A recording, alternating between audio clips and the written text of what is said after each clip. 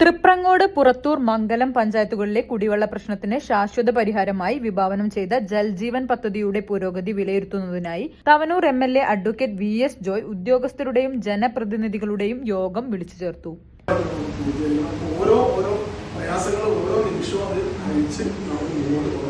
വർഷങ്ങളായി ഒച്ചിഴയുന്ന വേഗത്തിൽ മുന്നോട്ടു പോകുന്ന ഈ പദ്ധതിക്ക് പുതുജീവൻ നൽകാൻ മുടങ്ങിക്കിടന്നിരുന്ന ഫണ്ട് അടിയന്തരമായി അനുവദിച്ചതുൾപ്പെടെ സർക്കാർ തലത്തിൽ നിന്നുണ്ടായ ഇടപെടലുകൾ, ഗ്രാമപഞ്ചായത്തുകളുടെ ഏകോപനം, പദ്ധതി പ്രദേശത്തേക്കുള്ള റോഡ്, വൈദ്യുതി തുടങ്ങിയ തടസ്സങ്ങൾ എന്നിവ MLAയുടെ സഹായത്താൽ നീങ്ങിയതായി ഉദ്യോഗസ്ഥർ യോഗത്തിൽ അറിയിച്ചു.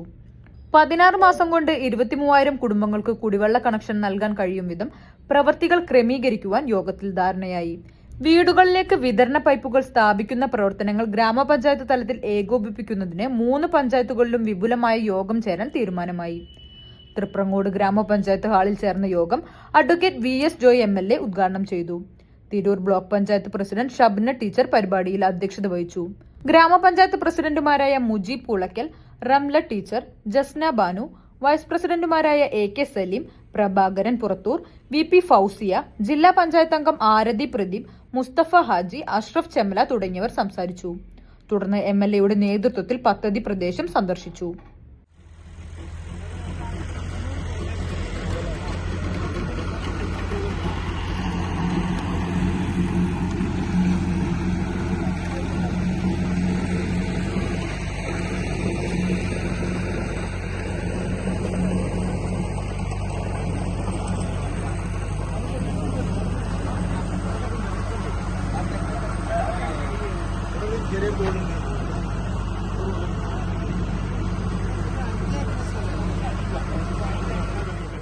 CNTV തവനൂർ.